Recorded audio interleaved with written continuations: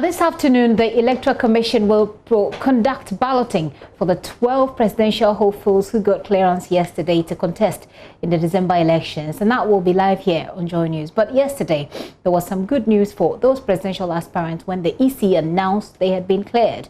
We get to engage them today on their plan going forward. First, Alfred Kwame Asiedu Walker, who spoke earlier to our producer, editor here at JoyNews, Fred Smith.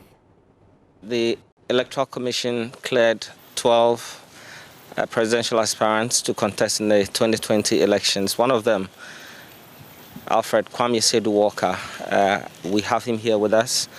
He'll share with us what his plan is to bring prosperity to the people of Ghana and how he intends to prosecute this plan. Thank you very much, Mr. Walker. First of all, I'll congratulate you for making the ballot. Not everyone was able to do that. Thank you, Fred. I'm actually grateful to see you here today. I think we know each other. Certainly, I'm very, very pleased for the job that the EC has done.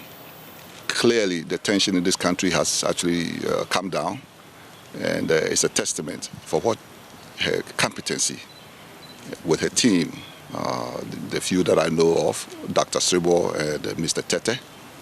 Clearly, their experience have come to bear, and I'm grateful for that issue.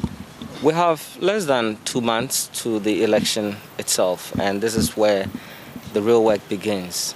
Yes. Now that you've been confirmed as the presidential candidate, what are your plans? Thank you. Between now and the election day? I believe, you see, what most people didn't know in this country is that we were doing an underground work. We have people already go door to door across the country. So now that we have made it, it was a cautionary issue to just be cautious not to jump the gun before the EC has actually completed the work. We've had some experiences prior. I believe my running mate brought his experience to bear, Mr. Jacob Aseboa, 2012-2016. I also had an experience in 2016. So yes, it was a cautionary tale or a cautionary sort of work that we did. That no, there's no reason to jump the gun until we are sure of being on the ballot. So yes, a lot of groundwork, a lot of grassroots work had already gone, several times already, several months. So yes, we are now ready to unleash and actually show what we are ready to do for this country. Who are part of this group? Well, I think the United One Ghana movement is known in this country, doing a lot of work in the needy areas. So certainly we have welcomed several independents and like-minded people across the world, Ghanaians and the Ghanaians in the diaspora, the NGOs who have joined us and who support us. They may not have their faces known yet, but we will let the country know, very soon. Yes, we've also been counseled by several leaders of this country, eminent leaders, and also the spiritual leaders. They actually counseled us to come together. Mr.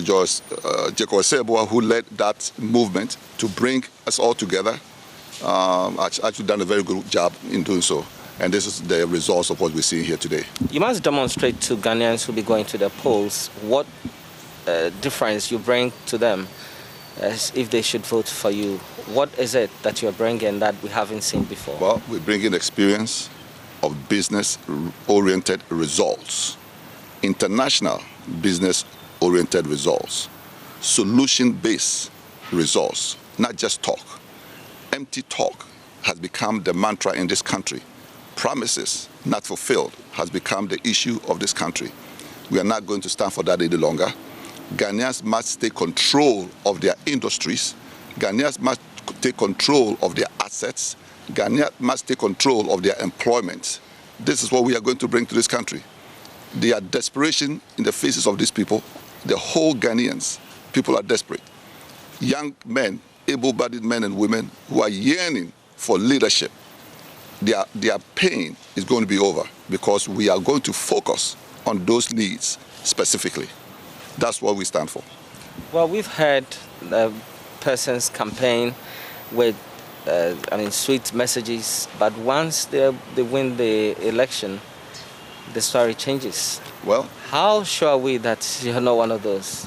you see, this is the story of the propaganda that those party politics, because it's their self-interest. Winner takes all, self-interest. Once they win, it becomes party loyalty to contracts, party loyalty to jobs. If you don't belong to the party, if you don't hold a card, if you are not a party member, you will not get a job or a contract. This is the reason why we chose to go independent. Independent for the fact that we are welcoming all Ghanaians qualified by merit who have Ghana at heart to actually help lead this country. And this is what we are going to embark on. What would be your approach to solving the country's problem of corruption? Well, I think I've said it in another forum that legal-wise, intent to defraud is criminal. And that is in the law books. Intent to defraud is criminal. Here we are a society where there's no accountability. You've arrested somebody. Clearly, you had evidence of the reason why you arrested him. Why should we wait and drag it in courts? And it's a ploy to delay, and hope it goes away. Therefore, nobody gets prosecuted, nobody gets punished. It also leads into the party politics, where party loyalists, because they've wronged, are never practiced it. No, we are going to change that narrative. It must be, really for Ghanaians, for all of us who have Ghana at heart, to tackle this corruption issue head on. And this is what we are going to do. No party loyalists in the independent candidate movement. So therefore, once you're wrong, guess what? We are not going to listen. Jamanica is not going to happen in our government. You also have a vision of executing what you call regionalization. What exactly is involved with that? Regionalization means, for example, today we have 16 regions. What if we have one cabinet minister at the presidency focused on that region alone and focused on that development? You mean one minister responsible for regional development? One minister for each region, not regional development, not for the whole. One minister for each region. Don't we have that already? Do they? What are they doing specifically? I don't believe they do. It's about MPs who are supposed to represent their communities. They sit in parliament, and really we don't see the results. We are going to go into details of our policy of regions, where the regions are going to stand on their own strength, their own management structure, oversight by the cabinet, the presidency, to make sure the resources